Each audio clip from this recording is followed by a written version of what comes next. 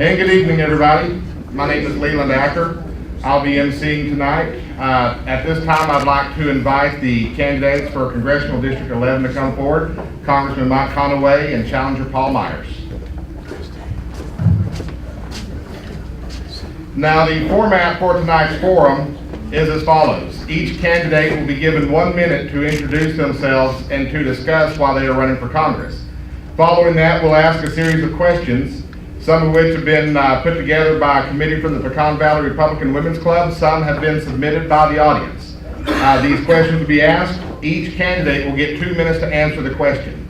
Following the question and answer session, then each candidate will get 60 seconds to make a closing remark. So with that, we'll begin with opening statements, and we'll begin with Challenger Paul Myers. If you'll come forward and give us your 1 minute opening statement.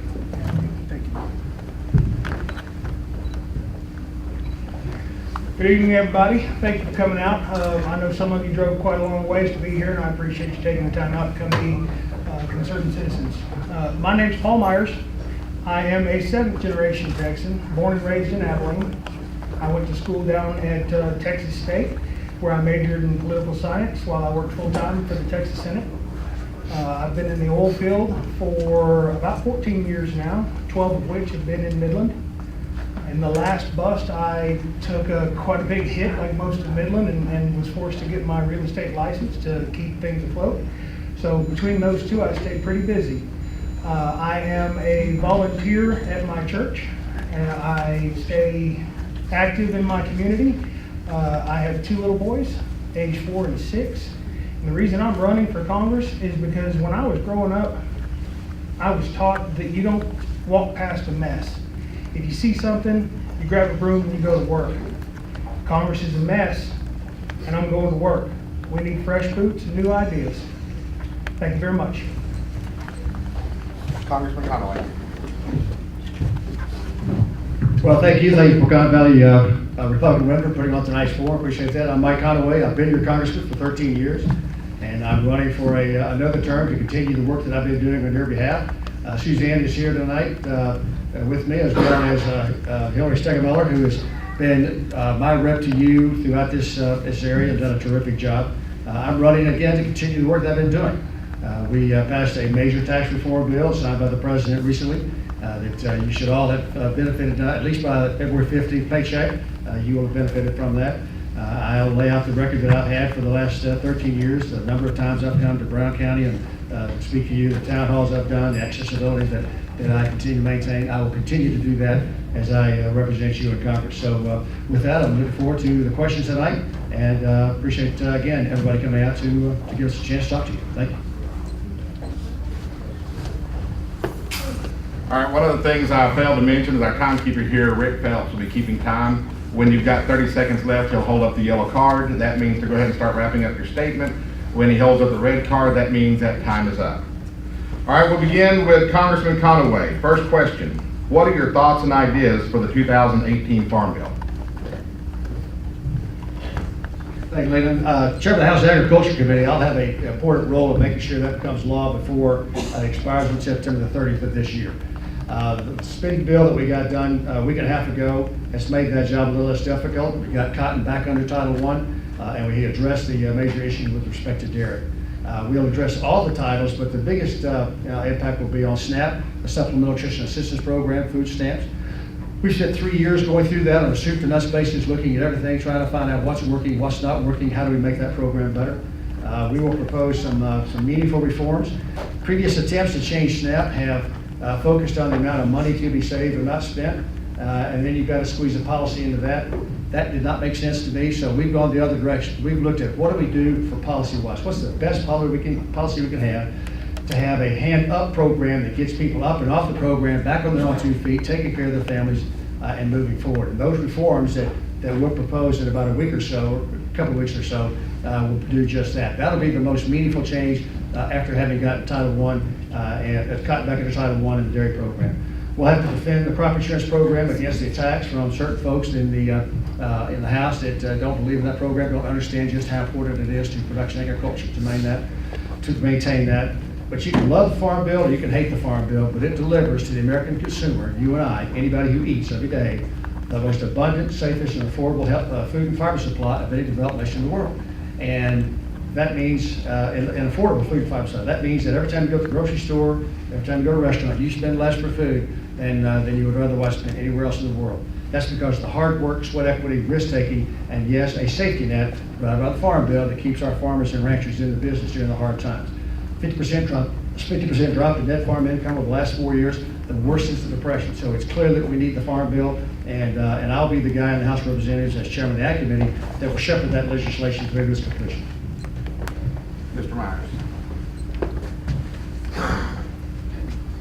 The question about the Ag Bill. Now, when we're talking about the Ag Bill, we are talking about two things, as Mr. Conaway pointed out. We're talking about ag subsidies, and we're talking about the SNAP program. Now, because these two things that don't have anything to do together are lumped together, they're both mismanaged money pits. A lot of the time, Congress likes to put things together that don't belong together and push them through on a bill. This is another prime example. As far as subsidies goes, we need to make sure that the Farm Bill is pushing these subsidies towards small-town farmers, the people of this district. That's who deserves the help, that's who needs it. That's who I care about. Now, as far as the SNAP program goes, the SNAP program needs to be rewired from the ground up so that we can get people from needing help to being fully sustainable. A recent study showed that people are happiest when they're functioning fully as adults. We can do that. We have the programs, training, and the money to put towards these kind of programs. It just needs to be done in a right and responsible manner. Thank you very much.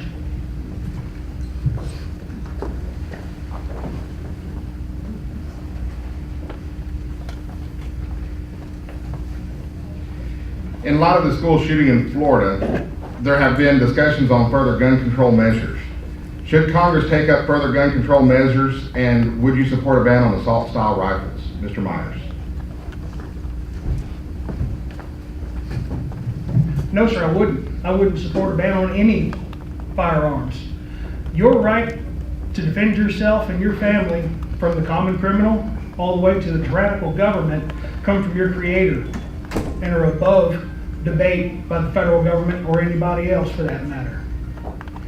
What we need to stop school shootings are armed security with the schools. Safe zones don't work. The vast majority of shootings happen inside of these gun-free zones, and it's unfortunate they exist. Like I said, your right to own a firearm comes from our God and cannot be debated or discussed. Thank you.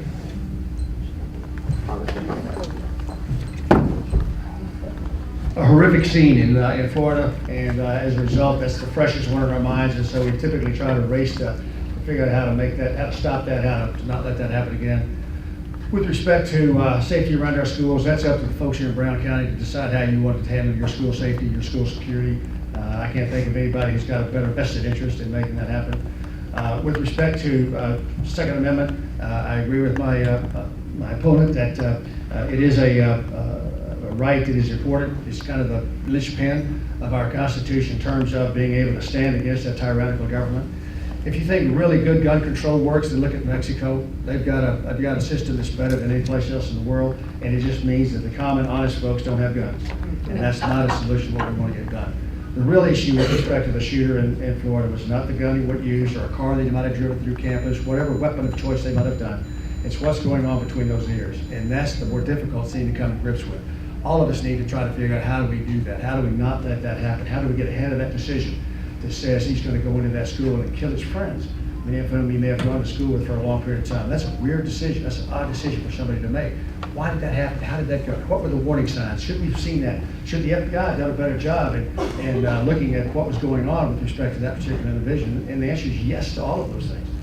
And so gun control, I'm willing to have a conversation about it. I'm not willing to change it in the sense that most of the gun control issues you talk about, that are talked about by our folks on the left, have absolutely nothing to do to stop that issue that happened in Parkland. It has other things with respect to gun control. It's a slippery slope that they want to get us on to start, well, now that we've done this, we do something more to move it on down the line.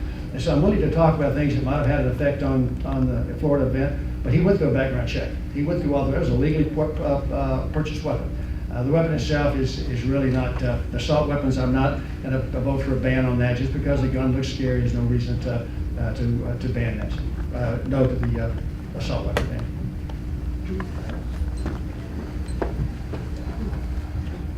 Congressman Conaway, currently the state of Texas is spending state dollars to boost border security, a role that should be filled by the federal government.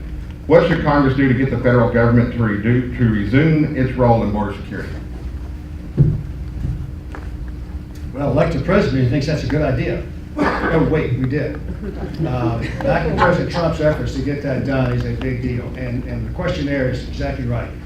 That's a federal responsibility, federal taxpayer responsibility to defend our borders, not a state of Texas responsibility. And for too many years, the state of Texas has had to augment what's going on down there. And we're changing that. You'll see a debate next week, I think will be next week, on a border security bill and immigration reform bill that would include a DACA issue that's going on. But that would authorize some $32 billion to address the issues on our southern border. $9 billion for infrastructure across that border, $8 billion for high-tech, $8 billion, excuse me, for high-tech infrastructure as well, more border control agents across the deal. So getting this border protected is the federal responsibility, not the state of Texas. All of this issue about border security, immigration control, all of that should have a big umbrella about it over it that says we will always unapologetically operate in America's own best interest. Now, we don't need to be mean and hateful and ugly about it. We just need to be firm. This policy is in our best interest, we'll do it. That policy is not in our best interest, we won't do it. So ask yourself, is it in our best interest to know who's coming and going in our United States? The answer is yes.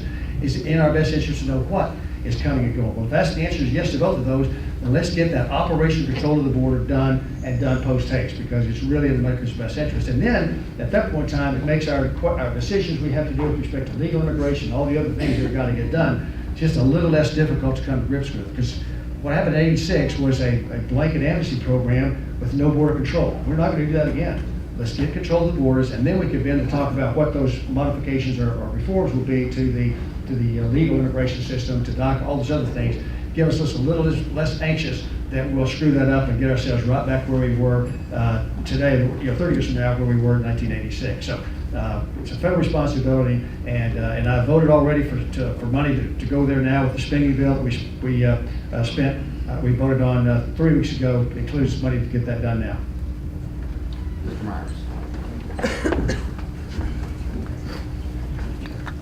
Washington already has a bunch of money that's supposed to go towards protecting our borders.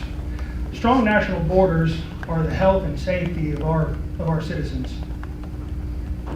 Absolutely, we must secure our borders without question. Now, what can we do to get Washington to do this? How can we make this happen?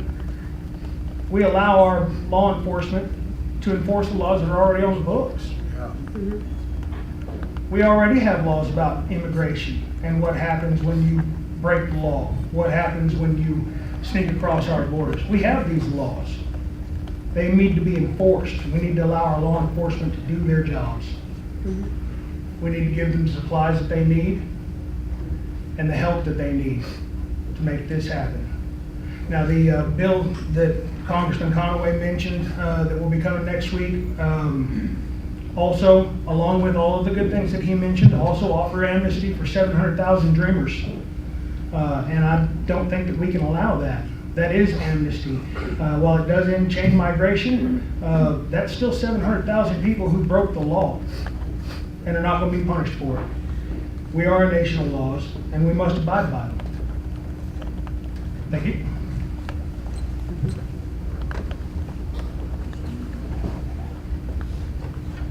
Mr. Myers, the tax reform package passed back in December ends the tax penalty for not purchasing health insurance, effectively ending the individual mandate under the Affordable Care Act.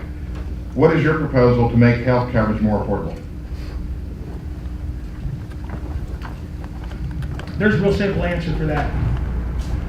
We open healthcare up to the free market. The free market is the only system in the world that drives prices down and options up. It's that simple. We need to return to the free market system that we were vaguely close to before the ACA was pushed on us, and we need to open it up to a more free market, nationwide. where you can purchase the plan that's best for you and your family, or not purchase a plan at all. It's unconstitutional to have the federal government force you to buy something. It shouldn't have been allowed in the first place. And now that it's being softened, the teeth have been removed, it's a little bit better. That's the best system that we're going to come up with, is the free market. That's the only way that we're going to get prices to go back down. Thank you. Oh, thank you so much. The real question is, how do you come to grips with the cost of healthcare on this body over a lifetime, and who should pay for that? Those on the left who would argue that that's a shared responsibility on everything. Let's just go to a single payer healthcare plan that would cover everybody for everything, and you know that that's unaffordable and that will not work. It hasn't worked in Europe, it hasn't worked in Britain, Canada, and I don't believe it will work here in the United States and others. The single most important issue in terms of bringing down healthcare would be to bring your cost-benefit analysis, hardwired genetics, to bear on this issue. Healthcare is the only thing that we don't do that cost-benefit analysis on. We do it on every other purchase. The big ticket items, the little ticket, we just do a cost-benefit analysis. And so having resetting a system that allows you to make that decision. Now, it works in healthcare because it works in LASIK eye surgery is a good example. LASIK eye surgery is not covered by insurance, it's elective, and the cost per eye has dropped dramatically over the last several years. I got an email text yesterday saying I can get my eyes done for $300 per eye. Why is that happening like that? Well, as a consumer, I go to a variety of providers and say, what do you do? How do you do it? What's your equipment? And what's it cost? And that cost-benefit analysis has driven the cost down. Now, the providers are doing it more often. I'm getting what I want at a price I can afford, and the providers are making money at it. Things are getting better. So it does work, and it can be brought to bear to reduce the costs that we spend on healthcare. Now, if Suzanne and I get run over out here going to early, take us to the closest ER, not the cheapest ER. But there are lots of things that go on in healthcare where you and I could bring our cost-benefit analysis to bear. If I need my hip replaced, I ought to be able to shop that. And our system currently doesn't do that. Now, not many of the proposals that we're talking about there will begin to reinstitute that. But in order to get to that core driver on health insurance and the cost of health insurance, is bringing you back into the decision-making process to make that happen.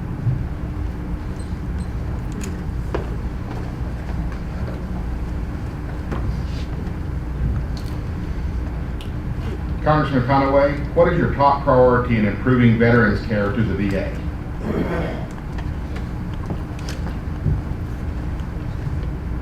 Well, right now, the VA is getting all the money that they've asked for. It's been an implementation process. It's been an execution issue. That's an executive branch responsibility. President Trump has put a guy in there that he's got confidence in. We'll right that ship will stay in effect. But it's an important system. We tend to focus on the outlier issues, the mistakes that have been made. But I've got many veterans who come to me and say, hey, I like the VA system. It's working for me and my family. I had a great constitutional service worker here that's been working with a disabled vet to get their life a little bit better, working through that system, trying to get it happening.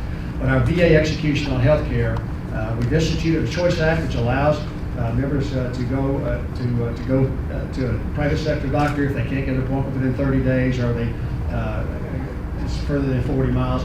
We're trying to upgrade that with additional money for the Choice Act. Since I've been in Congress, we've given the president every nickel he has asked for, President Bush, President Obama, and now President Trump, for our VA healthcare system. So it's not a matter of resources, it's a matter of executing those resources in a way that would make you proud. We passed a law and 2 years ago that said the VA secretary can fire 450 senior executives in the VA system. They're not using that as well as they should. We passed additional laws to say to fire the folks who aren't doing the job that need to get done, and that's the biggest issue. But at core, at its heart right now, is an execution issue within the executive branch, and we've got to continue to push on this issue to make it happen. I don't have any line authority. I can't go to the local VA and tell them to do their job correctly. All I can do is continue to try to write legislation that gets executed by the executive branch and provide the funding and the resources necessary to make sure that the system has the amount of money that it needs. Mr. Myers. Thanks. Ladies and gentlemen, the way the VA treats our American heroes is criminal, and it needs to stop. These good people stood up when we asked them to put their life on the line, and we made them promises. And we are not following through. Now, how do we fix the DA? I have a plan. I've drafted a resolution, and I'm currently seeking help from other congressmen and representatives across the state level as well. My plan, we move Congress, all members, and the senators and their staff over to the VA system. Great. Where when I'm elected, and the other members as well, will have to suffer the same bureaucratic red tape and BS that our American heroes have to deal with. It's a terrible shame that somebody lays in a trailer waiting for a life-saving heart surgery because the paperwork won't go through. That's absolutely ridiculous, and it must stop. And with your help, I'll push this paperwork through, and we'll make this happen. We'll fix the VA and make it the world-class healthcare system that it needs to be, that we told our vets that it would be. Now, you might ask yourself, how am I going to get that done? That sounds, how do you talk somebody into shooting themselves in the foot? Well, the real easy answer is, I'm going to publicly shame them into it. I'm going to stand in front of every camera that I can get to shoot me, and I'm going to tell them, your congressman is not going to vote with me on this, so send me somebody that will. Because this is not a Democrat issue, this is not a Republican issue, this is not conservative or liberal, this is about vets. Show of hands, who knows and loves a vet? Who's related to a vet? Surprise, surprise, everybody cares about vets. This is a program that we have to get fixed, and it's a shame that it's taken 3 years since vets were dying on the sidewalk to have any kind of change come up.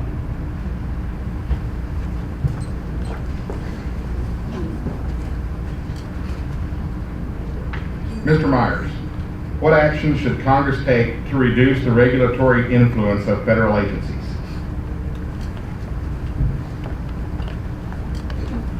We need to return to constitutionality. We need the powers that are listed in the Constitution, and that is all.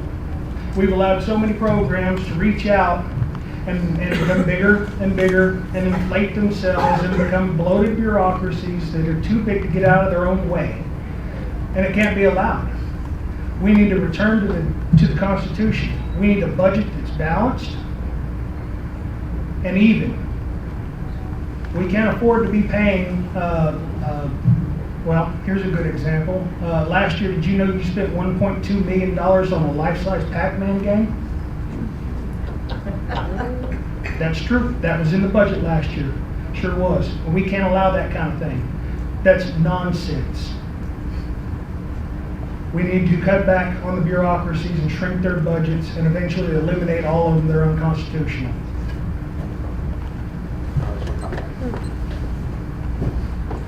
Well, I'll have to do the analysis, but I think Suzanne and I prefer, might like the VA system versus Obamacare that we're currently on, so that might not be a bad thing.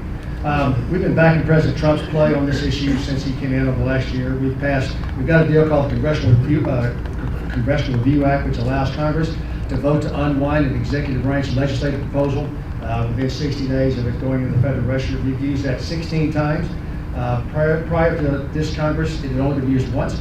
15 of those have been signed by the president, so those have been unwound. And so if you're in a particular industry that affected, you know about it. If you're not in that industry, you don't really pay much attention to it. We've also reduced the size of budgets for these agencies since the Republicans got back in charge in 2011. We continued to squeeze those budgets as hard as we could. And then with President Trump, we're going to be squeezing those even more. But the real issue is to get a government that's right-sized, that regulates only what it needs to, and that has folks in place that understand that a regulatory scheme ought to be make sense, ought to be rational, ought to allow the regulated to comply with that in as cost-efficient manner as possible.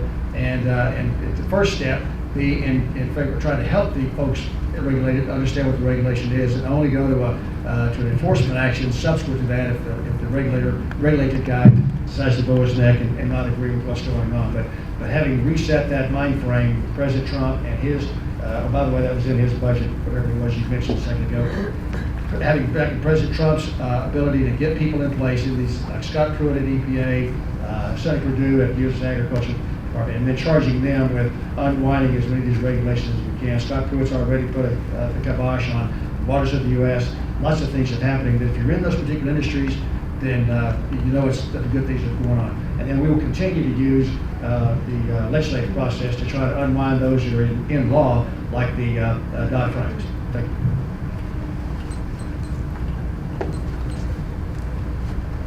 Congressman Conaway, the recent continuing resolutions passed by Congress continue to fund Planned Parenthood. What will it take to get Planned Parenthood defunded? Well, you have to get after the mandatory spending police. That funding is coming out of Medicaid, and we don't get to that on those budgets. That money is on autopilot. It's one of the big drivers for the deficit that we're currently seeing every year. Medicare, Medicaid, Social Security will continue to grow along with interest on the national debt. All of those have to be addressed, and we can't get at that funding on Medicare, on Planned Parenthood, until we get at the mandatory side. On the discretionary side, we have eliminated the funding there with respect to Planned Parenthood. So it's suspect that Medicaid is where that money's coming from, and the House passed the bill that we passed in last year with respect to repealing Obamacare, included an $800 billion reduction in Medicaid spending over that next 10 years. And it's languishing, well, it actually failed in the Senate by 3 Republican senators who disagreed with us. But getting at the Medicaid spending is where we have to take on the rest of Planned Parenthood spending. Mr. Myers.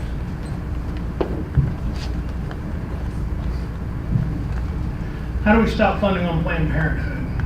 Well, it's real simple. We get conservatives elected to Congress, and we band together, and we make the rules and change what needs to be changed so that places like Planned Parenthood don't continue to get funding. It's absolutely absurd that my money, your money, good conservative people money is going towards abortions. In places like New York City, it's a terrible loss that I recently read that there are more babies aborted in New York City than there are born. That breaks my heart. We can't allow it to continue. So what we have to do is get conservatives who are passionate about it, like myself, elected, and get these rules changed to where we can make this stop. It's ungodly, is what it is.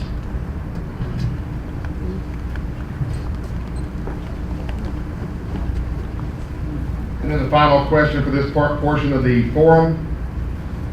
What needs to happen for the Republican Party to continue to see success in elections? Mr. Meyer.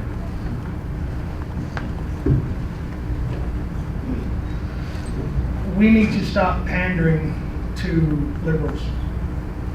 We are the silent majority.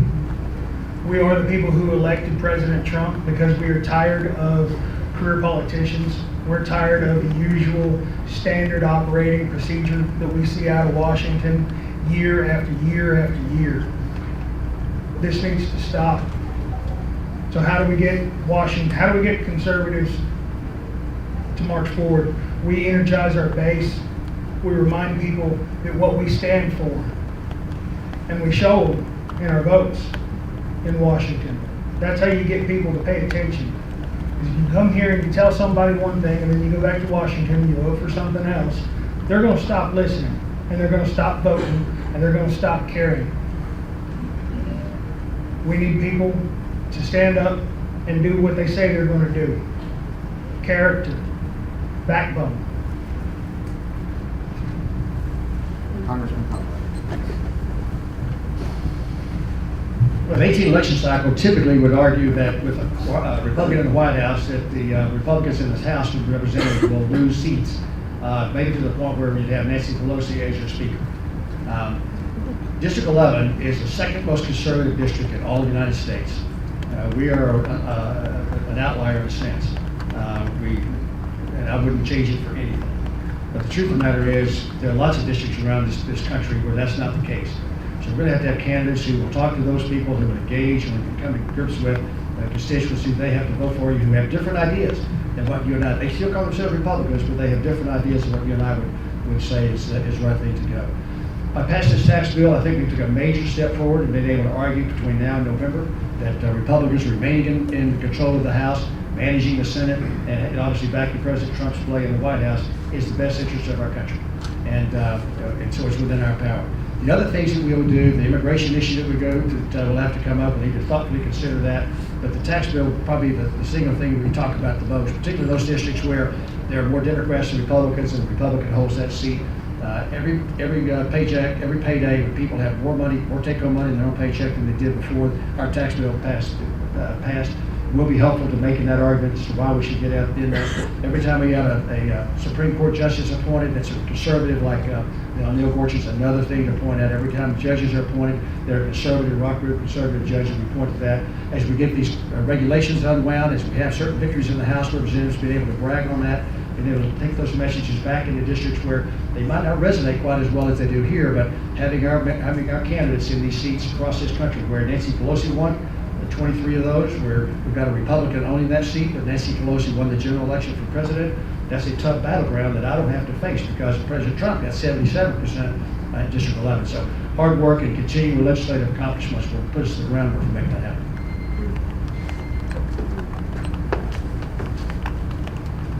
All right, gentlemen, I want to thank you for participating in tonight's forum. I will give you 1 minute to make a closing argument. We'll begin the way we started with Mr. Myers. Go ahead.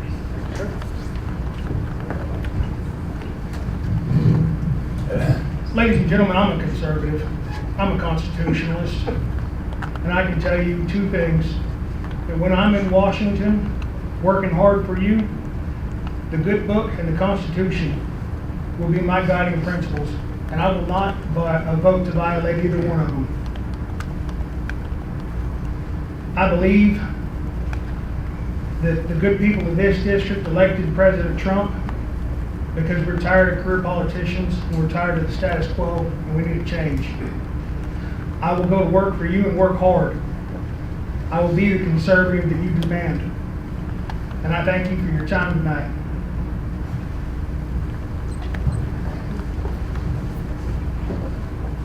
Well, first off, I'm looking each one of them in the eye tonight, and I'm asking you for your vote on tomorrow or between now and March 6th. What I would ask you to do is to consider my 13 years of service, the chairmanship of agriculture, the chairmanship of running the task force that's doing the Russia investigation, deputy whip leadership position, my accomplishments over those 13 years, the hundreds of town hall meetings that I've come, my legislative record, and the record of my team here in the district. Stack that up against my opponent's credentials and decide for yourself. I believe I'm the best candidate for this job to continue to do for you what I've done for the last 13 years, to continue to work to get the Farm Bill done and done on time, and to make this for us. I've represented you well. I've listened to you constantly. I've considered your issues and voted the way you wanted me to most of those times. There are a couple of votes that I might like to have back, but by and large, I voted the way you wanted me to vote, and I believe I've earned your vote, and I'm asking you for that vote tonight, each and every one of you. Thank you very much. God bless each one of you. God bless Texas. And may God bless the United States of America. Thank you all very much.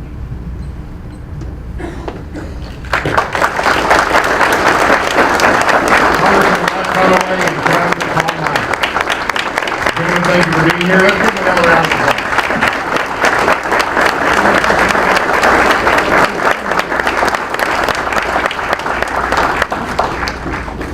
Are you guys ready to hear from the candidates for state representative? Then let's welcome up State Representative Mike Lang and Challenger Gregory Risse.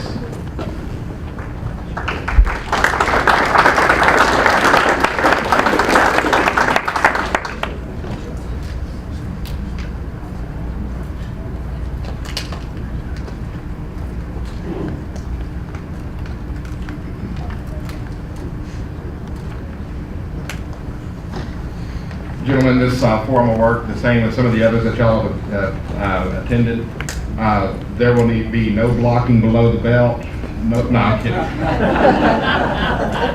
But as mentioned earlier, you will get a 60-second opening statement.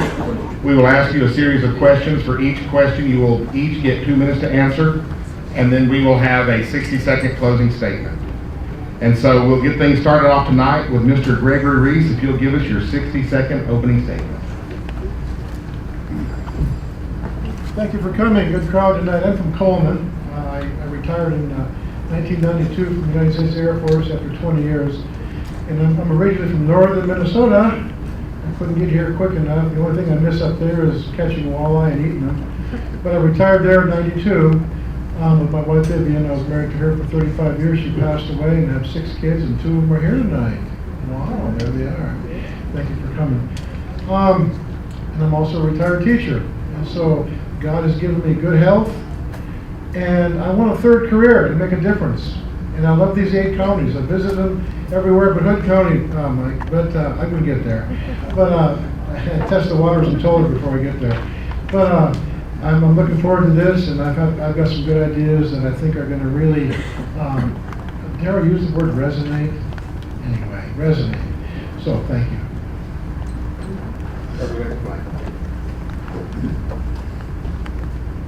I'm Representative Mike Lang, I'm your current state representative, and thank you all for having me here at this Republican Forum. And I graduated from TCU, spent 28 and a half years with the Fort Worth Police Department, retired from there and was elected Hood County Constable, spent 2.5 years there before I resigned to run for this job, got elected. I was ranked number 2 out of 150 for the most fiscally conservative representative. I'm also very socially conservative. I'm endorsed by Governor Abbott, Senator Ted Cruz, many senators, Texas Farm Bureau, Cattle Raisers Association. So within the first term, about halfway through now, a little bit more than halfway through, I've kind of got a lot of endorsements from the rural people, the conservative people, because I stand for life, I stand for your liberties, and I stand for private property rights. And I'll continue to stand for that. Thank you.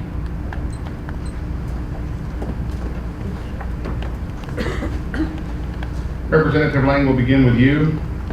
Should Republican members of the Texas legislature support the legislative priorities as set forth by the Texas Republican Party platform?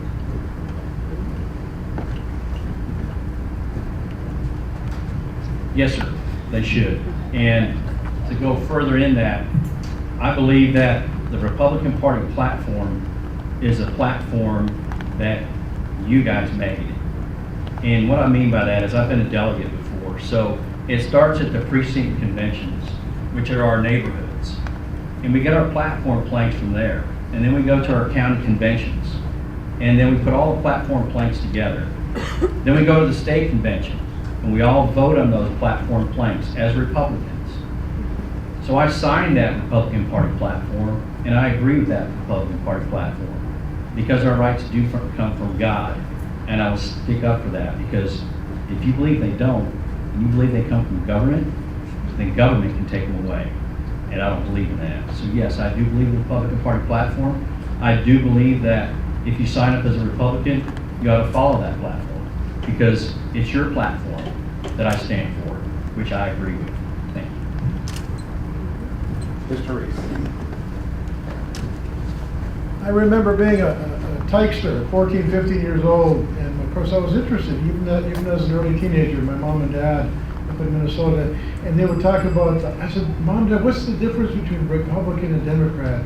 And my dad was a little bit nifty with it all. He said, well, Greg, the Republicans are for small government, and the Democrats are for larger government, making everything bigger and more expensive. And of course, that was when I was 14, now I'm 65. I've held with it the whole time.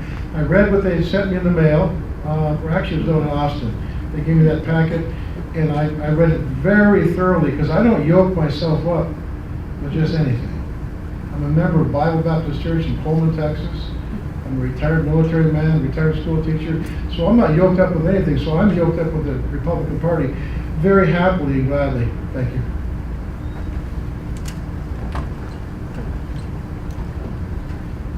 Mr. Risse, a bill was filed in the 85th legislature to abolish abortion.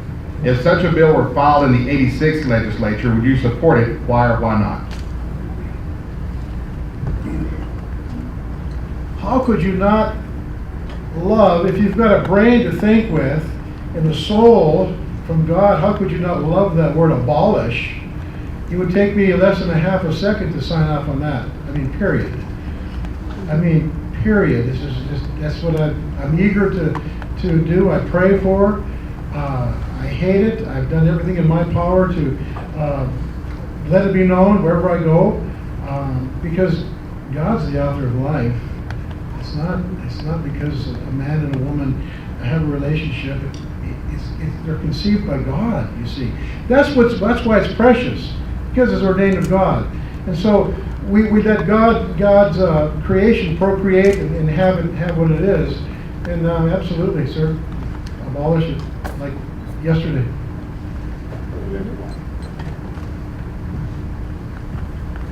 Yes, I believe in abolishing abortion. I co-authored a bill with Representative Tony Tinderholt to abolish abortion.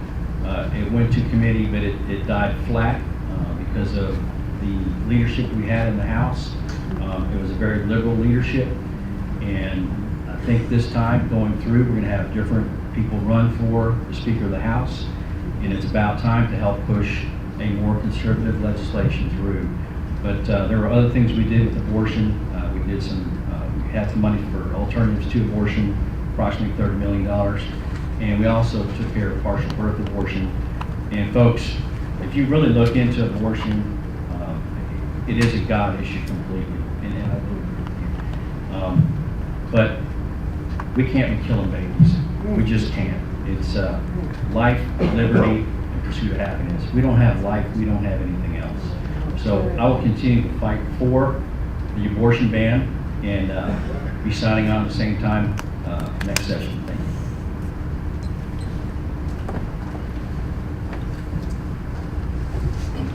Representative Lang, on January the 23rd, the Texas Commission on Public School Finance met to develop recommendations for overhauling public school funding in Texas. What is one way we can improve public school funding in Texas? Start all over.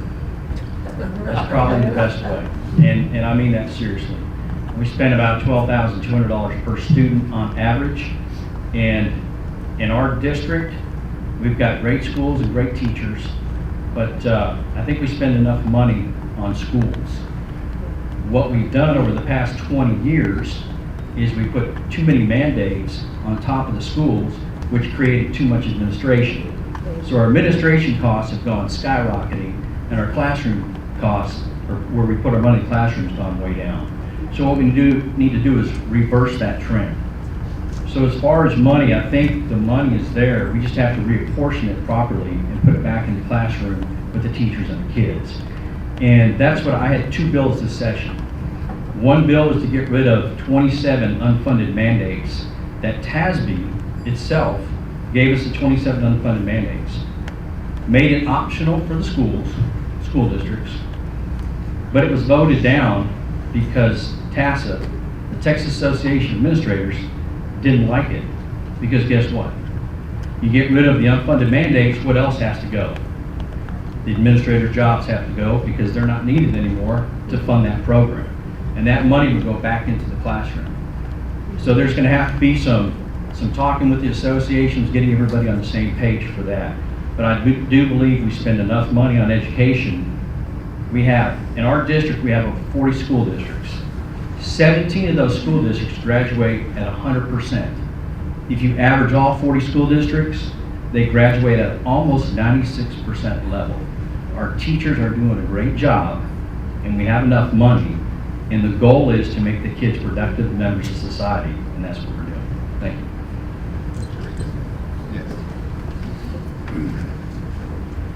I'll probably use every bit of my 2 minutes here this time.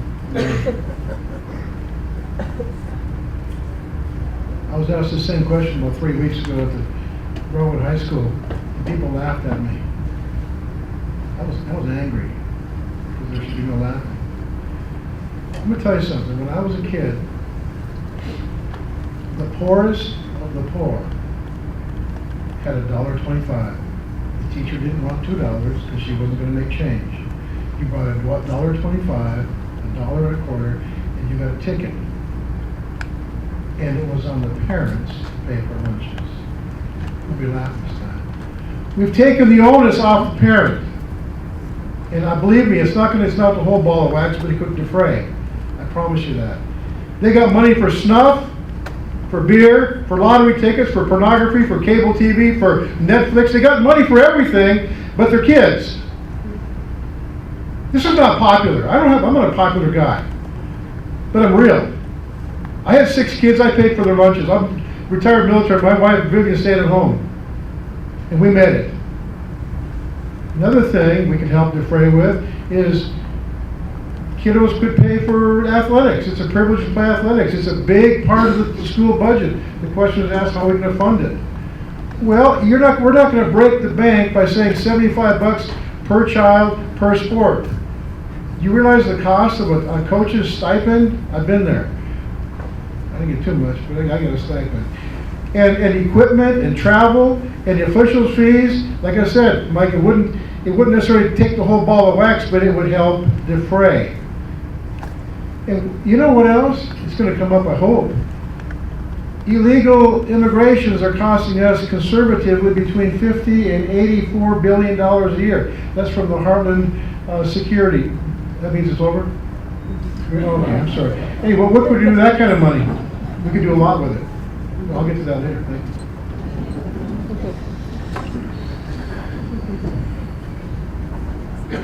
you. Interestingly enough, our next question, Mr. Risse, what role should Texas play in border security? We got to be real about this. We could build a wall, and I'm for it. I think it would be a deterrent to some measure. But as long as people are coming here and they're comfortable and they're being provided for, whether it's through work or through a relative, whatever it is, they're going to keep coming. They're going to find a way. They're going to find a way. So we've got Border Patrol, we've got extras going down there, we're spending lots and lots of money, but I want to take care of what's already here, the two plus million that are just in Texas alone. I read it was 12.1 million in the United States. And I'm going to plan for that. And it's all going to work together. The border, with my plan, little old Gregory, who hasn't received a dime from anybody, sits in his living room late at night, early in the morning, because I don't like it. I hate debt. And I'm going to tell you how the opposite side thinks, because I have family members. My skin is in this game. I called it's actually my wife's nephew and niece last night. I said, you've got to get your visa renewed. Don't let it expire. Plain enough. If it expires, it's on you. It is on you. What I want to do is have Governor Abbott make an edict. We don't hear that word much because we're soft as marshmallows and almost as sweet. Because we have a right to proclaim to illegals, you've got 90 days to pack your bags. But a benevolent arm is going to be extended to you for 90 days. Then you're going to return to your home and come back the legal way, and we'll welcome you with open arms. My wife was illegal. I didn't know her. She came across the Rio Grande. She was illegal, but she went through proper channels. We're raising our special needs little granddaughter. We've had her for 7 years because of meth. All of it's through illegals. Thank you. Thank you. Representative Blank. I authored and voted for the Sanctuary Cities bill to stop sanctuary cities. Also, if you have a flood in your house, and what's the first thing you do to stop the water from coming in? You turn off the water at the street or wherever it's at. You don't leave it on and start repairing your house. So the first thing we need to do is the wall needs to be built, period. Not necessarily the physical wall, but you can do electronic things too. The wall needs to be built. We need to stop the illegal aliens from coming in, period. Then what we need to do is turn off all the magnets, in-state tuition, anything like that. We spend an ungodly amount of money in schools. 33% of our jails are filled with illegal aliens, which go to the state and to your counties. Our hospitals, we're paying for illegal aliens in the hospitals. We don't have enough money for ourselves, let alone everybody else coming over here. That's illegal. And illegal means illegal. We spent $800 million this year again for border security. And I think with the new president coming in, hopefully we won't have to keep spending $800 million in Texas to help shore up the border and put our DPS troopers down there, because our DPS troopers are needed, especially in the rural area. But as far as border security goes, I spent 30 years in law enforcement. I've seen the abuse, I've seen what comes over, and it's a mess. And I appreciate your time. Thank you.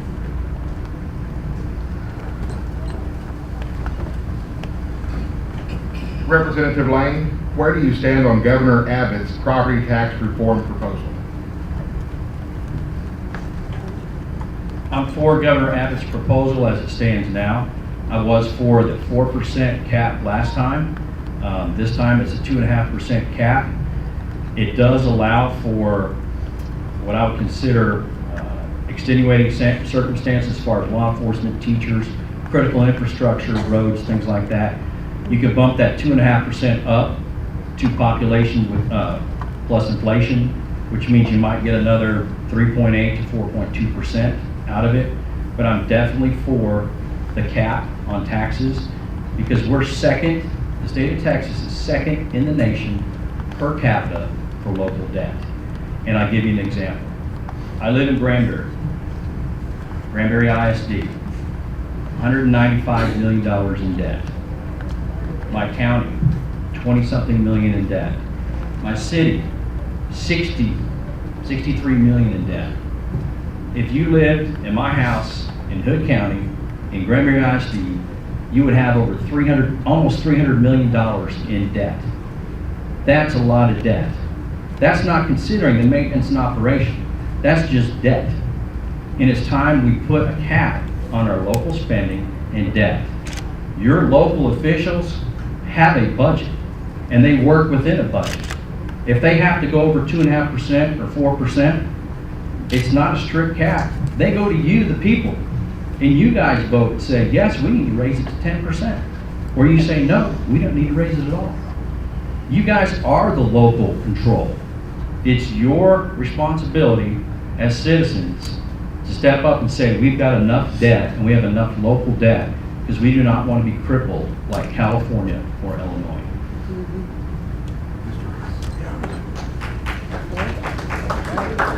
Right, well, I hate debt. I'm debt free. And I think our government can be. Of course, the 2.5 is a good ceiling because it doesn't permit just a carte blanche check of more government spending, more debt. And so I agree with 2.5 debt because we all need police protection. We want it. We all like to drive on good roads. We all like firemen to come over to our house if our house is burning. And we like all these things. And it takes money to operate a state. No, I'm not trying to compare Minnesota. I promise you don't, because I'm glad I'm here. But Minnesota has a state income tax, 4%.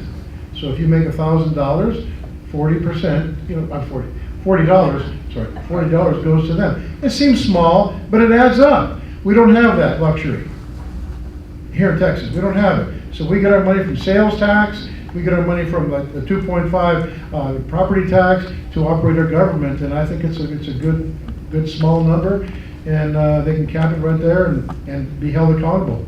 Yep.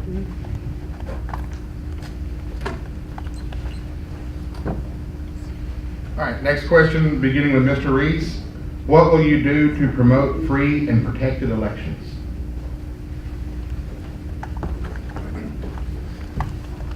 Well, interesting enough, my wife asked me, are they going to have, no, it's not funny at all, are they going to have scanners when you walk through this place today? I said, maybe, I don't know. I mean, because some kook could come in a place like this, who knows that there's God-fearing, wonderful people, and disrupt everything, right? But so, that was the question you asked me.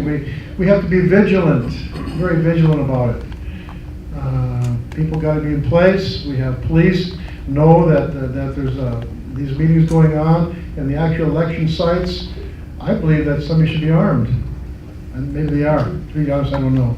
But every election, the site where they elect, the election takes place, is where somebody needs to be armed, and to be on the lookout for these people that would disrupt our liberties, and our election process.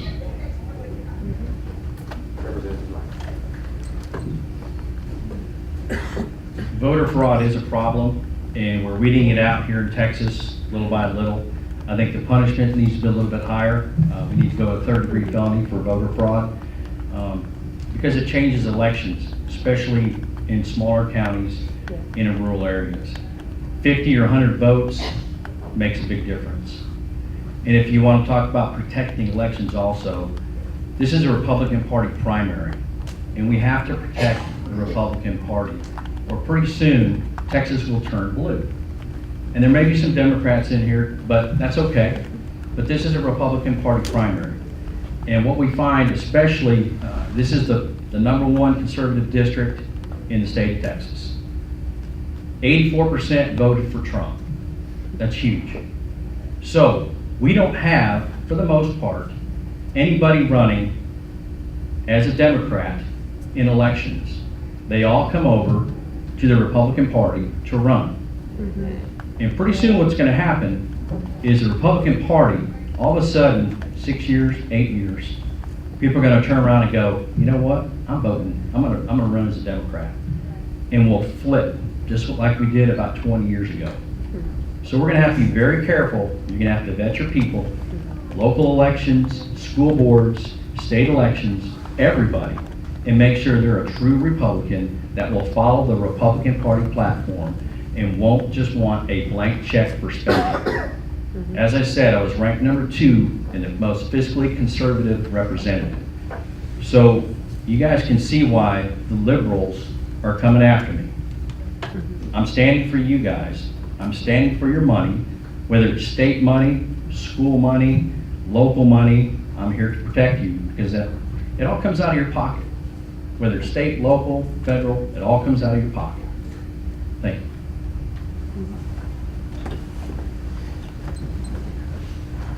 For this next question, we'll begin with Representative Lane.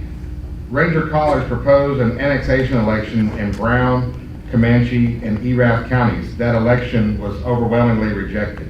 What is your response to this? I think your group did a fantastic job for standing up for itself and telling your local elected officials how you felt about a minimum of 11-cent increase to your taxes. You guys have great schools. TSTC is here, is great. Now, I have Ranger College in my district. It's in Eastland, it's in the middle of my district. But folks, that's wrong. The annexation was wrong. I came out against it. I know it's a local issue also, but I'm here on a state level to protect you. I think it's part of my responsibility to do that. And when I was asked by several people, and when I mean several, I mean probably close to 50 to 60 people about the annexation, I couldn't believe it. And I think it was voted down 97-3 totally, and it should have been. And we've talked to some people already about going back and repealing that section so it won't happen again. But it goes back to saying you really need to vet your local candidates, your state candidates, and your county candidates on what they do and how they treat the citizens. It's your money. It's not my money. It's not their money. But it's your money, and we have to be good stewards of it. Right.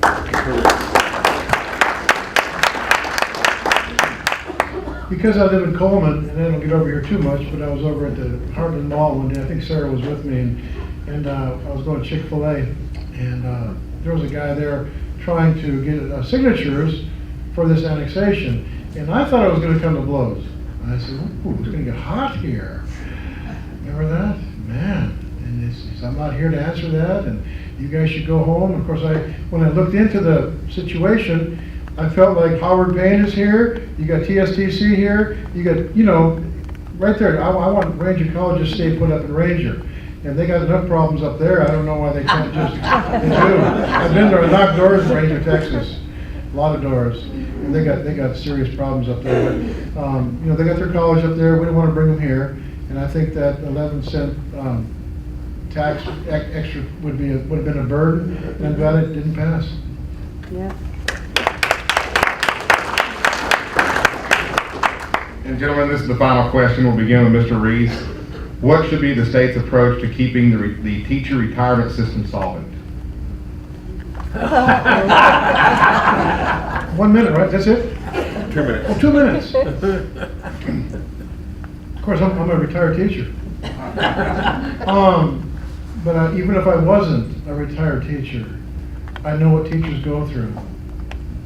When I was a kid,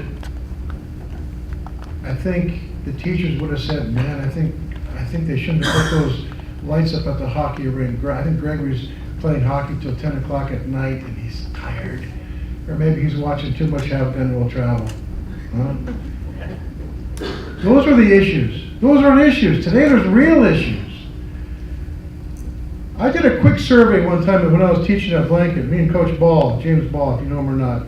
But I said, what's the difference between now and when I was growing up? And I wrote down 34 names because of kiddos I knew, boys and girls both, I knew well in my little town of Conaway, Minnesota. And this is kind of unusual, even back in the 60s. But 34 out of 34 had a mom and dad in the house.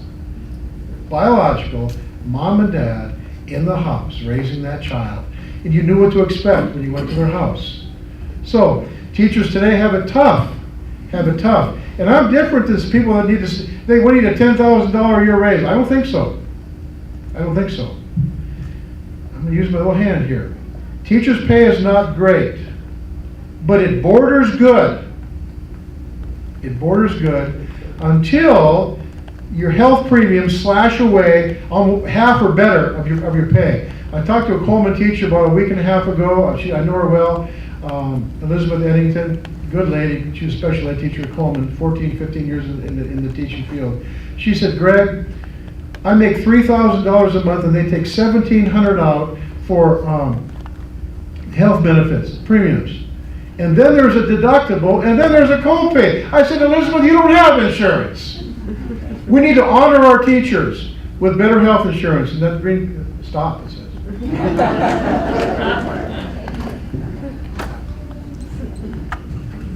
The pension plan is a defined benefit pension plan, and that's the same pension plan I have through the city of Fort Worth. So I understand the defined pension.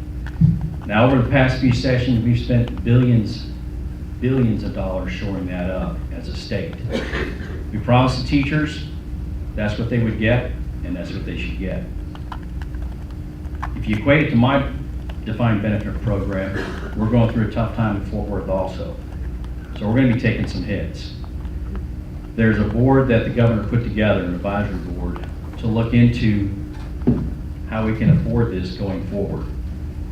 Because folks, we only have so much money, $218 billion for the biennium. And that's all we have to use. So I'm hearing things about maybe ERS tied into the teachers. We'll see what comes up during the interim, but there may be several solutions. There's not a silver bullet that's going to take care of it. We keep shoring it up, but what we need to do is fix it. And to TRS care, because some people get those kind of combined and they're actually separate. But we did another $1.3 billion for TRS care this session, or it would have gone under. Now the teachers' premiums were frozen for 12 years. So they took effect this year. So there was a lot that had to be done, a lot that we had to do just for that.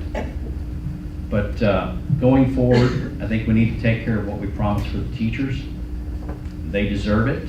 That was part of the promise the state made to them. But hopefully with the associations getting together and the representatives, senators, and the governor getting together, we can work out a system that'll be good for everybody.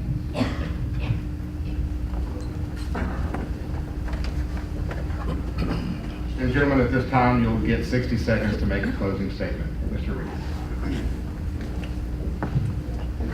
Back to the word edict. I knew you'd like that. That's a strong word. It means enforcing a proclaimed law. So we have laws on the books, and we're soft as marshmallows. We're not getting it done. And we're being drained with money.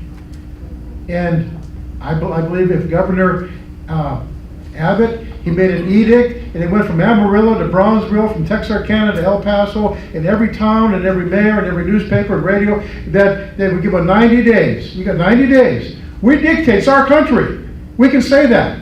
I was so proud of President Trump when he said, you 6 countries are not coming to America. I said, wow, what a president. And we can do the same thing here. And when word spreads to Washington, D.C., that we've got an edict and we're going to enforce it, I think within 48 hours, Air Force was gonna land in Austin, and Mr. Trump's gonna say, what's going on here, in a good way. I enjoy these counties. I go, and I was, two people in Moran, he said, you're gonna get killed talking like that, and you're gonna likely get killed talking like that. That was just Saturday, but I love it. I'm gonna keep going strong.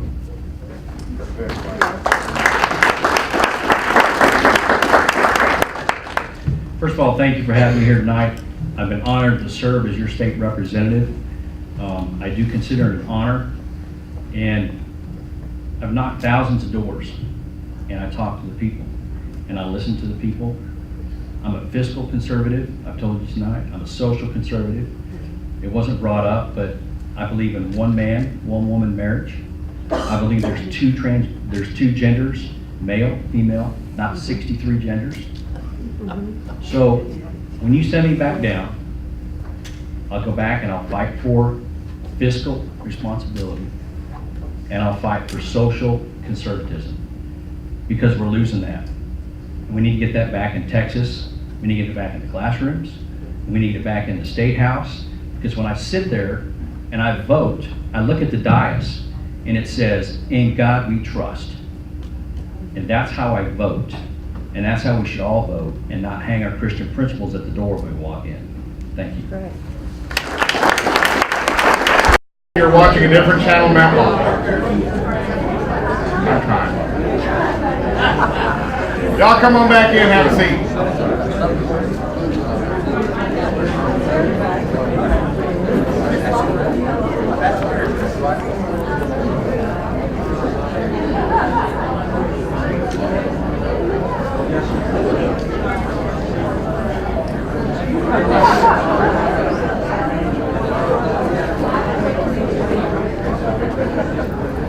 All right, ladies and gentlemen, we've heard from our congressional candidates tonight. We have heard from our state representative candidates tonight. But local policy has a big impact, and we would be remiss if we ignored the local leaders who are seeking election to local office. So with that, it is my pleasure to welcome the candidate for county judge to the front here, County Judge Ray West, and his challenger, Dr. Paul Lilly. Let's give him a hand. Now again, the format for this forum. Each candidate will be given 60 seconds to make an opening statement. We will ask a series of questions. Each candidate will be given 2 minutes to respond to the questions, and then each candidate will be given 60 seconds to make a closing statement. So we will begin with the opening statements, and we'll begin with Dr. Paul Lilly. Well, once again, thank you all for coming this evening. My name is Paul Lilly. I have lived in Brown County here for about 8 years now. I'm an associate professor at Howard Payne University. I teach in the Department of Criminal Justice. I teach both graduate and undergraduate level courses. I've also had the distinct honor of serving in public service for over a quarter of a century, right at 22 years at the rank of Chief of Police, Law Enforcement Executive. And I'm running very specifically, to the point I'm running for some very specific reasons. First and foremost, I would like to join the dedicated commissioners in trying to manage the very limited but desirable budget that we have to operate the county government. I would like to be a line of communication and support for all the elected officials that we have, and appointed officials as well. And most importantly, I would like to be another soldier on the wall guarding every dime that you provide the county to operate. Thank you.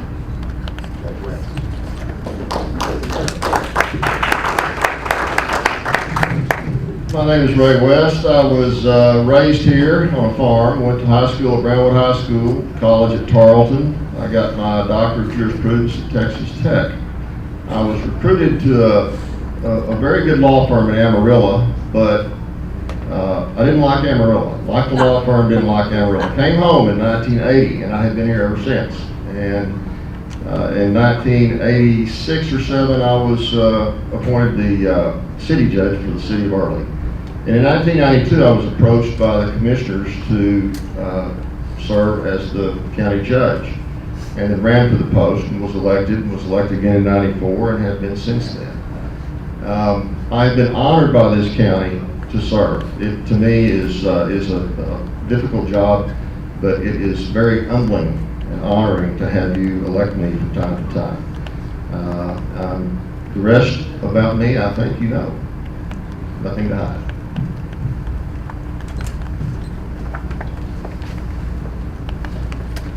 All right, we'll begin with Judge West for the first question.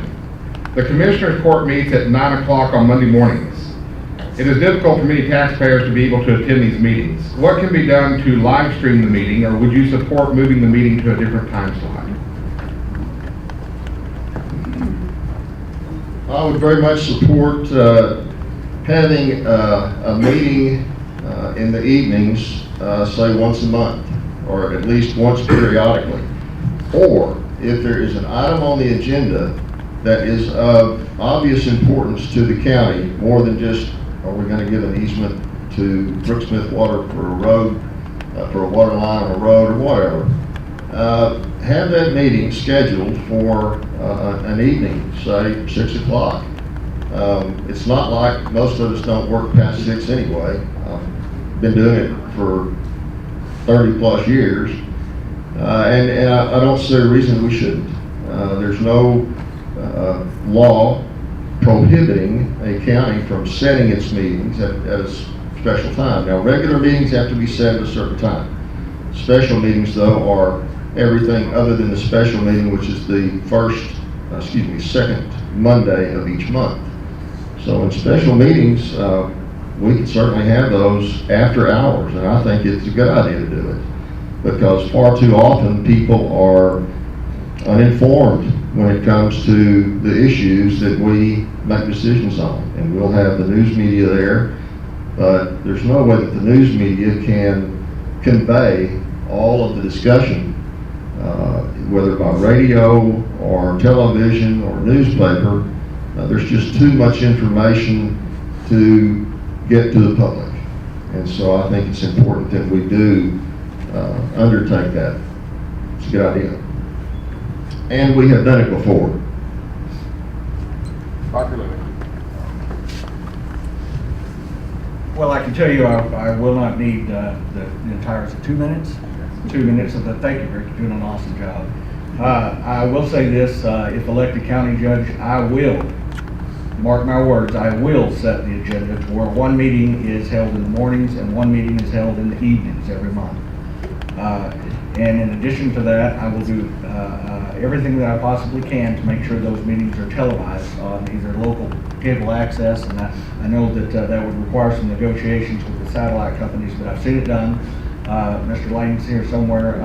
I was raised in the Granbury area, and they do it as well with their local media outlets. So I don't see any reason why we wouldn't be able to do the very same thing, so that everyone is better informed. We have to remember the purpose of our existence is to serve the public, and I think too often government at all levels forgets that.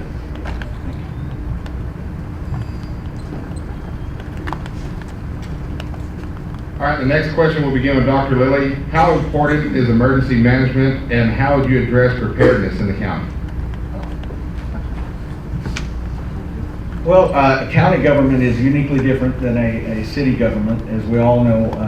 As we said in our last debate, as both the judge and I tried to explain, a municipal government can essentially do anything that it wants as long as the law doesn't prohibit it, where a county government is just the opposite. They can only do very specific things that the state legislature or the Texas Constitution allows them to do.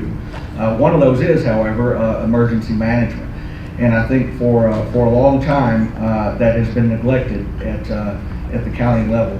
I would, as county judge, I would bring in a professional director of emergency management, someone with the experience in both large and small communities, so that they can understand where we are and understand where we will likely be in 10 to 15 years, and bring all of the area representatives to the table, including each and every one of our dedicated volunteer fire department representatives from them as well, and to form a true plan, a 5, 10, and a 15-year plan, just like you would on an economic basis. We need to be doing the very same thing on an emergency management basis. And I could go into much greater detail. That's a very comprehensive subject. but one that's very close to my heart, as you can imagine. I've been through just about every kind of disaster there is in my 25 plus years of service, and I would like to do the very best that I can as the county judge to make sure that we're ready, God forbid, when the next one finds Brown County. Thank you.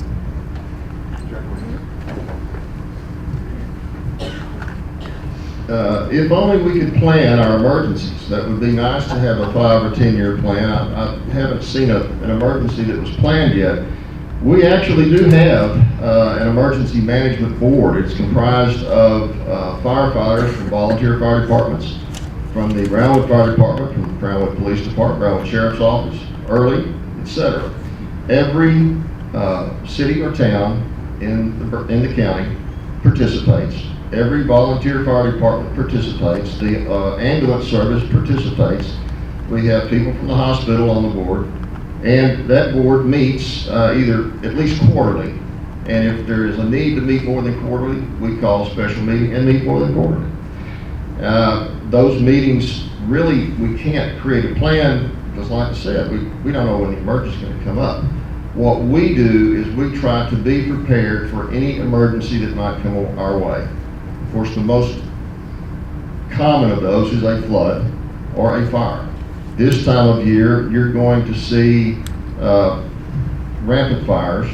We were at the county fortunate enough to, through the West Central Texas Council of Governments, obtain at no cost to the county a state-of-the-art trailer that serves as the, I suppose, home base anytime there is an emergency such as a fire or a flood. We just, within the past couple of months, approved the purchase of a pickup that is capable of pulling that trailer. Our pickup had just seen its last good years. We do have an emergency administrator. I'm the emergency administrator for the county. We have an emergency coordinator that I'm responsible to hire. We hired her, and she has done an excellent job of coordinating emergency management in this county. Very proud of it.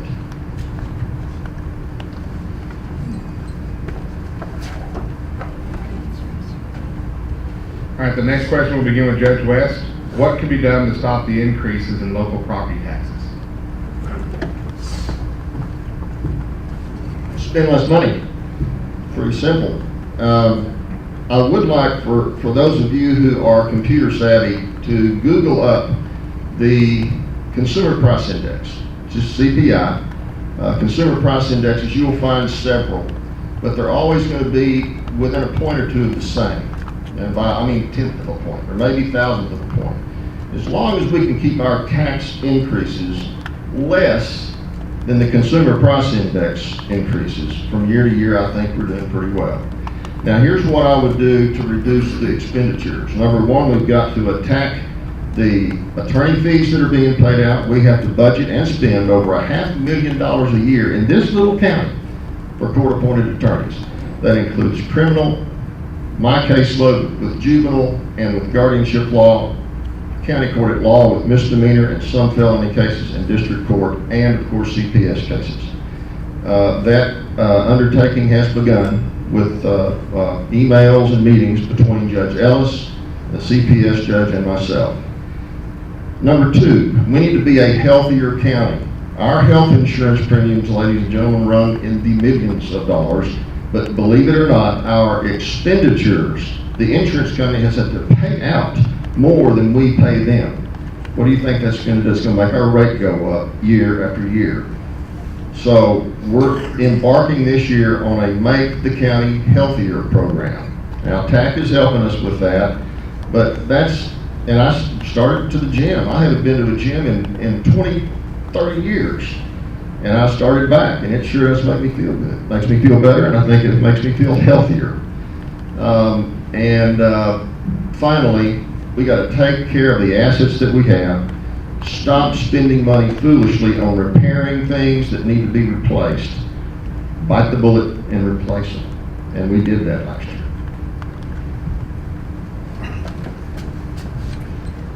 Well, I'll take the first few seconds of this question to answer the last. It is the job of the emergency management coordinator to plan for the unplannable. And you need to know what your population and what your infrastructure is going to be 5 and 10 and 15 years out. Otherwise, you're doing a disservice to the population you're elected to serve. The mobile trailers that we have are what's called a mobile command center. And we were very fortunate to be able to get one. As far as how to, well, Judge West mentioned that he said if we could keep the tax increase below a certain, well, that right there is where I tuned out, because I don't want to think about a tax increase at all.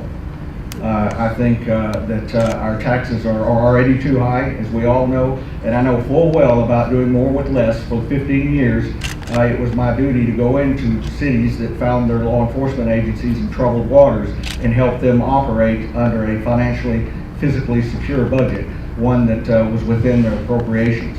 The way we do that is we get involved with the new municipal development districts, with our local chambers of commerce. We travel around the county, and we have meetings where we can hear directly from the citizens on this topic about economic growth and about ways to increase our tourism, ways to bring revenue into our county that do not take revenue out of your pocketbook. And that is how we're going to have to learn, grow, and survive, because we're never going to be able to tax what little residents we have enough to have and provide our emergency services and each one of our county governments with all the funding that they need. There's just not enough to go around. So we're going to have to spend those pennies more wisely. I know we have some very dedicated commissioners. I look very forward to working with them. I'm also a huge proponent, as many of you know, about income due to state and federal grants. So I would strongly urge us to pursue those revenues as well. Thank you. Dr. Lilly, in 2015, the Commissioners Court approved a project costing more than $5 million with McKinstry Construction to replace electrical fixtures and HVAC units with more energy-efficient models. Part of the project called for the construction of the $1.2 million elections building. This project was awarded to McKinstry without going out for bids. Was this project a good deal for Brown County? Why or why not? Well, there's no way that I can answer this question that's not going to make some people happy and some people unhappy. But I'm going to answer it from my heart to tell you what I feel. Just this week, I was in the new elections building, and it's already out of space. You should have seen how the staff was doing everything they possibly could to they were using the early voting room, essentially, for their storage, because the building was built too small, and it's smaller square footage, they tell me, than they had when they were here in this building. I haven't got out a tape measure, I'm just going on what I was told. The building itself is already inadequate. So that kind of rubs me the wrong way, as I'm sure it does most of you. We could get into the logistics of whether the way the contract was awarded is legal, and I do believe that it is, to be honest. But as you and I all know, and I'm just going to use some plain Texas language here, it didn't come anywhere near to passing the smell test. It just didn't. It didn't seem appropriate that the taxpayers didn't have more input into that. Now, I want to say we have some dedicated county commissioners. They were doing the best they could. They made the best decision under the circumstances that they could. I'm not knocking it. Our future is ahead of us. It's not behind us. But we do need to learn from the events in the past, and I think that one is one that we could all learn from. Was it legal? Yes, I believe that it was. Was it approached in the most open and transparent way? No, I don't believe that it was. But the past is in the past. We need to use it. We need to learn from it. We need to move forward just to make sure we're not repeating ourselves. But in the meantime, we are already going to have to find innovative ways, be it a portable storage building behind the elections building or something, because they are already out of room. And that is from the county employees that I went and visited with directly. They're the ones telling me this. So, more transparency and more public forums, I believe, is the way to go. Thank you. You have dedicated commissioners, but you have dedicated county judge too. And no one's more conservative with money than I am. Now, I'm going to tell you first about the McKinstry project and the initial stages of it. Yes, the legislature passed a law some years ago whereby certain certified contractors, the state has to certify them, they've got to be bonded, may approach a county, a city, or a school, any government entity, with a proposal for saving on utilities. That's not just electricity, but water and gas, etc. And when McKinstry approached us, it was with a project to try to eliminate, number one, the high cost of utilities that we were expending, and number two, the hundreds and hundreds of thousands of dollars that this county, your tax dollars, were paying to repair old, out-of-dated air conditioners. The law enforcement center was opened in 2000. We were 17 years old. Folks, they aged out, and we were having to replace and repair constantly. The building that we got from the state was built in 1972 or 3. They hadn't replaced an air conditioner since they built it. They're 40-year-old air conditioners that we had to replace. The system that was installed at the courthouse, which is a hot and cold water system, different system, same concept, it was put in the mid-90s, so it was 20 years old. We're going to pay less money year after year to service the debt over 20 years than we're going to have to pay in maintenance costs. We did the math. That not only that, but if we have to spend more money on utilities than the amount estimated by McKinstry, they have to credit that back to us. So it's a win-win-win situation. And I'm proud of the way we did it, and it will save the county money.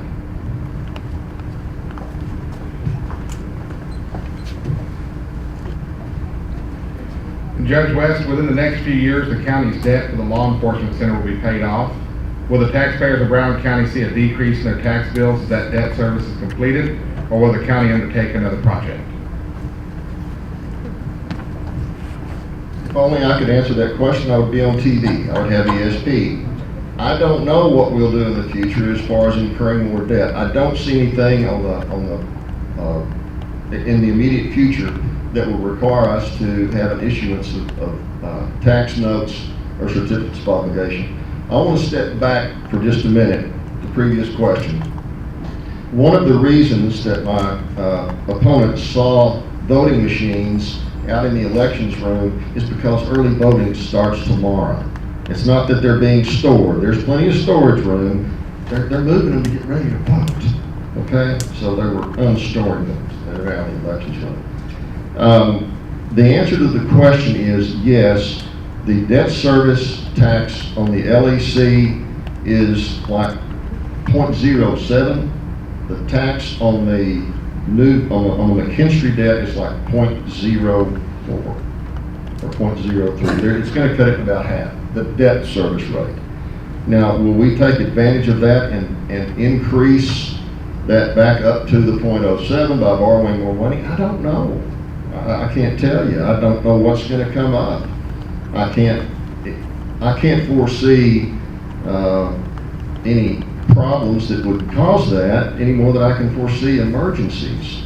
Hopefully not. Hopefully the budget we have will carry us through. We try to be as conservative as we can with the dollars we have, but there's simply no way of telling you, yes, there is something on the horizon, or no, there's not. Because just as surely as I tell you, because right now there's not, as sure as I tell you, oh no, wait a minute.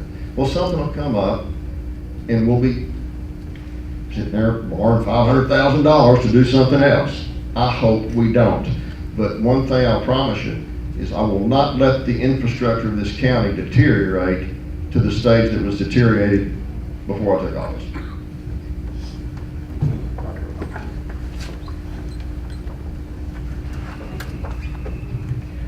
Well, I encourage the judge, well, we don't want to get into a swapping match, but I encourage him to go visit with the elections employees and the employees in that building, because I was not referring to, or I know what an early voting machine looks like, Judge. There's no way, and this is probably the only thing that Mr. West and I agree on, there's no way to predict what the future holds. As long as we don't see a population explosion, then our courthouse size should be sufficient. We shouldn't have to look at creating a second justice center like a lot of counties our size that have experienced significant growth. It would be wonderful if we did experience that type of growth, because it would help us, as we've already discussed, both professionally and in our ability to respond and provide services to you with less cost to you. I do not have any major building projects that I would anticipate. I've visited around, a lot of people have brought up some improvements that need to be made that I can't possibly all address in this amount of time. But no, I wouldn't see, I don't see any major projects foreseen as long as nothing major fails. And we all know about that. By the way, the air conditioner unit in my house is 42 years old and I'm still using it. Thank you.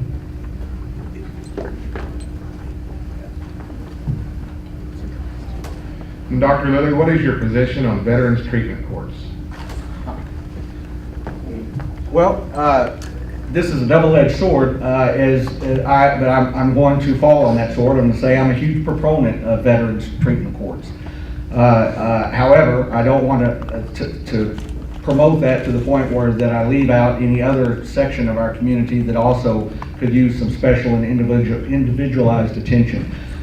Most of you already know, and I don't mean my parents raised me to be modest, but I will tell you that my bachelor's degree is in government and law, and my master's degree is in criminal justice administration, and my doctorate degree is in psychology and criminology.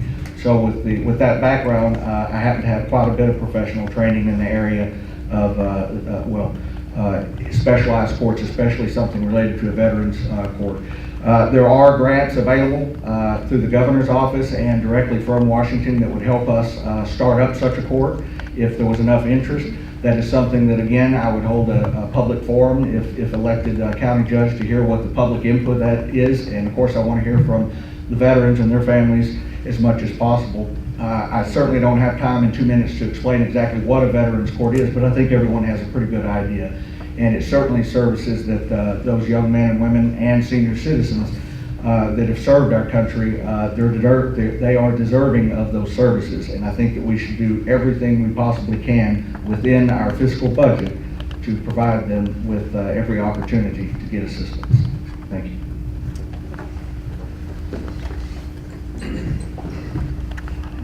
I'm not against the concept of a veterans court. I am against the concept of hiring another judge and having to make room in the courthouse when there is no room to have such a court.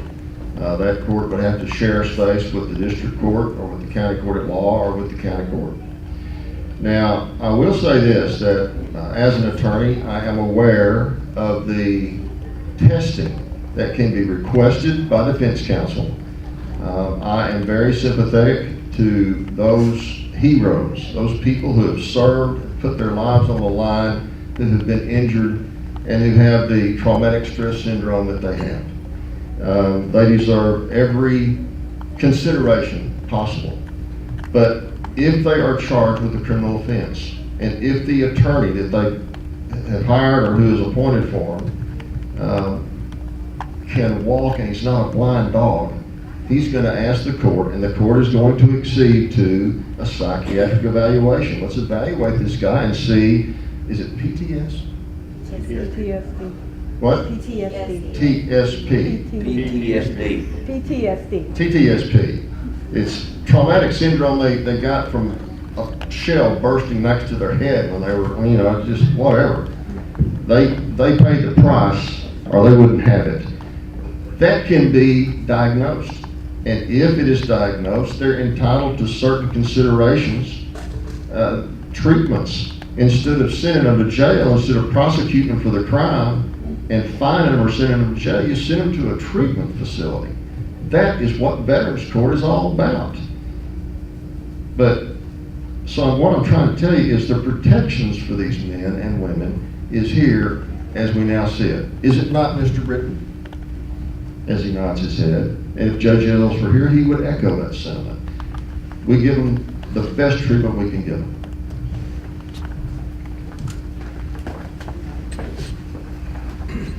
And gentlemen, this will be the final question. We'll begin with Judge West. Under your leadership, what would be the top priority for the Commissioner's Court over the next 4 years?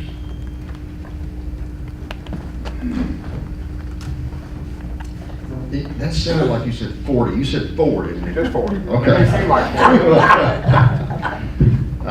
Over the next 4 years, I would like to see the county, and guys, I know there's a few of you sitting out there, I'd really like to see more work on the roads, and that may require the incurrence of debt. If there's any money the general fund can give you, I promise we'll give it to you.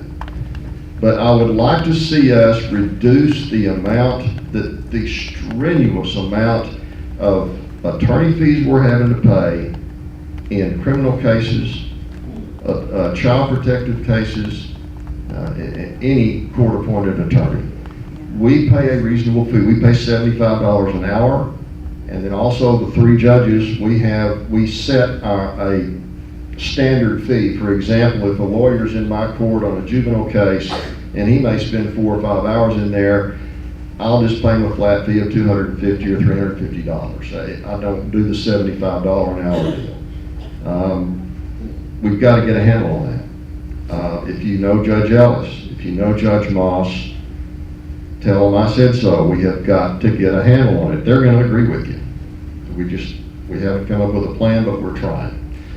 Number 2 is we've got to make county employees healthier, because this is not the first year that the amount of money the insurance company has had to pay out in claims has exceeded the premium we paid in. Now, I'm pretty sure some of that may be as a result of retired people who are still on the county insurance, but that's not all of it.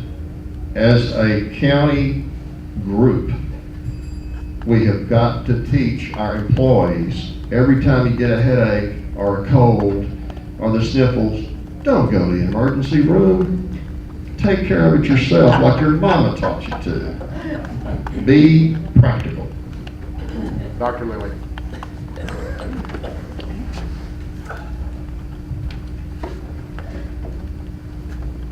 Well, again, as you can imagine, my vision couldn't be further from Mr. West.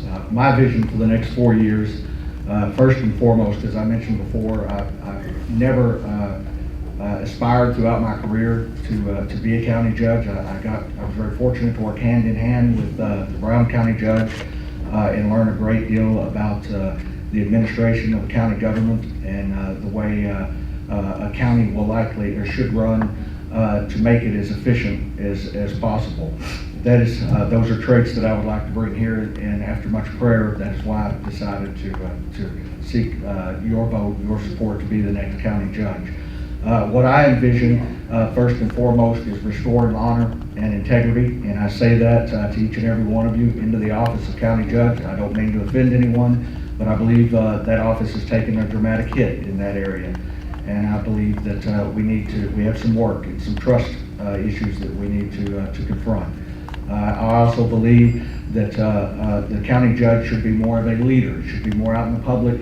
It's far more of a duty, the county judge, than being a judge. The title is county judge, but when the position was created, it was also designed to be the chief executive officer for the county government.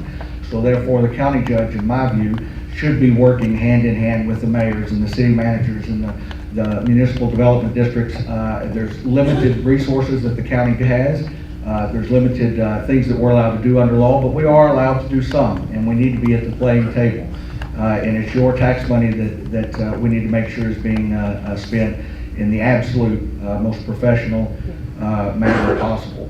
I would again like to see us I would like to visit with all the elected and appointed officials and hold community forums to try and get a 5 and 10 year and 15 year plan to where we are now and where we would like to be. I would like to far more time than I have to elaborate here. Thank you. I'll come back in my closing comments. All right, gentlemen, at this time, to respond to that? I'll let you respond in closing comment. Oh, that was closing comment? No, I'll let you respond in closing comment. At this time, we will have closing comment, and we will begin with Dr. Lilly.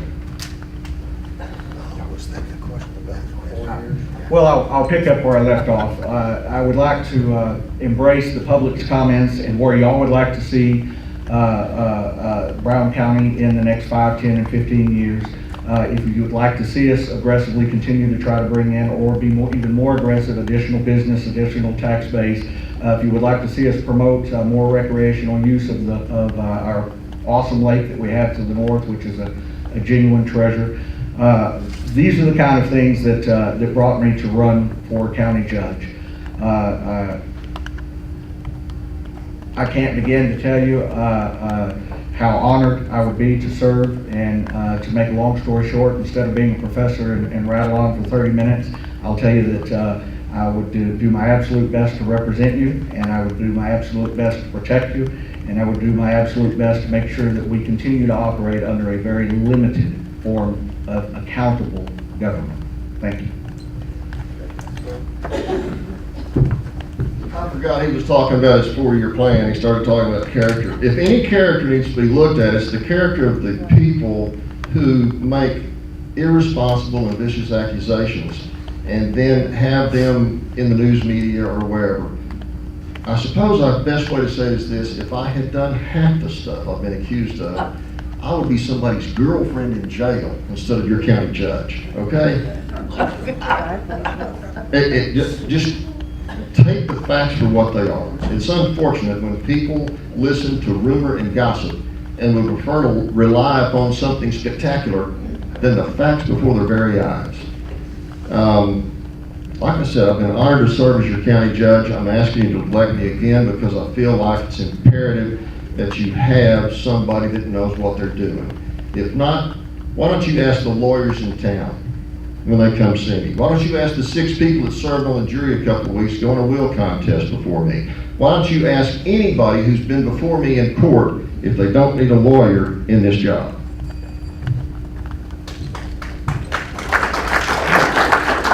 Ladies and gentlemen, our candidates for county judge, Dr. Paul Lilly and Judge Ray West. Give them another round of applause. Thank you for being here.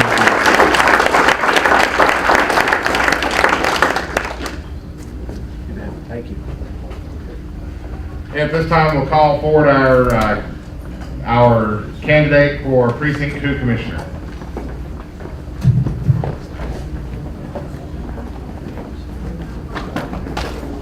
Eddie Lord, the challenger, was scheduled to be here tonight. He had confirmed that he was going to be here with us, but he has unfortunately contracted the flu, which has been going around. So y'all keep him in your prayers. So Joel, come on up. All right. Describe the role of Precinct 2 Commissioner. My bad. Introduction. Well, I'm Joel Kelton. I'm the Commissioner of Precinct 2 currently. My wife Lola's here with me. And I'm not talking to the microphone again, I'm sorry. And I've been a resident of Precinct 2 most all my life. I grew up in Precinct 2. I've worked out there. I have a business out there. I still deal with people out there daily. When I say that, I live in May. I was 9 years in the fire department as chief. I was 10 years on the school board. I've been working for the county here as a commissioner for 11 years plus now. And I also helped take care of the water supply out there. I've just been a part of the community. I helped take care of things out there in that area most of my life. And I always try to bring a common sense approach to my job. And I'd like to continue to do that. Now, what was the question? I'm sorry. We'll skip that question. All right. We've got 3 submitted questions tonight, so we'll go with those. First one, what have you done or what will you do to bolster emergency preparedness in the county? Well, I've worked with the ambulance committee. We've gone through the process of getting a new ambulance provider and went through a long process of just doing that. I deal with fire departments. I deal with our fire department. I'm dealing with a radio issue right now that I've been working on and off 2 or 3 days, trying to cure some complaints from the Brownwood fire chief about our system echoing. But there's always stuff we're doing every day that deals with our local fire departments, and North Lake's also in our precinct out there. So I deal with that. I've already been familiar with ambulance. Like I said, I served as fire chief, so I'm pretty familiar with some of the emergency things that we do. And I don't know, that's the main issue right this minute that I'm dealing with for our precinct is communication issues we have. What are your thoughts on taxpayer lobbyist, i.e. legislative liaison Bob Turner? Well, we had him, and we voted him down this time. I didn't see, nobody brought me anything, nobody showed me anything actually may have that where we're getting any bang for our buck. And we have other people that do the same thing he does, elected officials. If you could have shown me what he was doing and what he was actually something tangible I could see that you've done for us in recent history, somebody showed me or convinced me that, I might have been for it, but as it is, I'm not, and I'm not real wild about lobbyists to begin with. If you could name one spending item that could be cut, what would it be? I'm the tightest guy on the court right now. We've cut everything we can cut, I believe, to where you get in the budget, people using adage, and some things are controversial. I mean, there's a few elective things to do, nearly everything we do required to do. There's some unfunded mandates that we deal with. We hear a lot about that. I'd love to count our appointed attorneys, we can't do that, but that is what's eating our lunch right now. This is court-appointed county attorneys is our biggest, fastest growing thing. We work hard to try to keep our tax rate as low as we possibly can. I'm not doing anything frivolous. Well, I voted against a few things that might have been perhaps frivolous, but anyway, in my opinion, but I voted the best I can to keep control and everything. Now, during the county judges forum, we discussed the McKinstry project. You voted against the McKinstry project. I'd like to give you a couple of minutes to discuss that though. Well, there was more than one phase of that project, and we apparently didn't all agree. I think I was the lone voice against it. I think I voted against every piece of that. I think I did vote to help pay for it, because we're still obligated to pay for it, even though I voted against it. Somebody said, why did you do that? So we still got to pay for your debt, whether you treat it or not. So I think differently. I think that we could have contracted out individual things that we needed repaired. Luckily, probably done a better job. I would love to have bid that building. I think we should have built a parking lot where that building is and bought a building elsewhere if we're going to do that something. I just didn't agree with what we did that. I think there was a better way, but I voted for it once. I could be wrong. All right, and then I'll give you 60 seconds for a closing statement. Well, gee, I don't know if I got 60 seconds worth to tell you. But in Precinct 2, we've got a good crew. We got good equipment. We take care of equipment. If there's a problem, we respond. I try to be accessible. If somebody wants to find me, they can find me. I carry my phone 24/7. Nobody screens my calls. They want me to call me. I'll always try to do the best for Precinct 2. I always vote my conscience.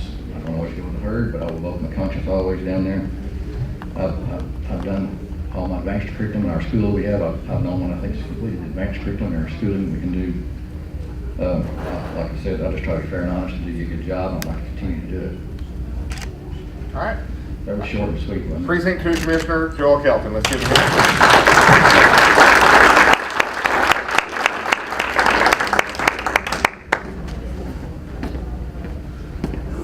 I do hope my phone gets well, by the way.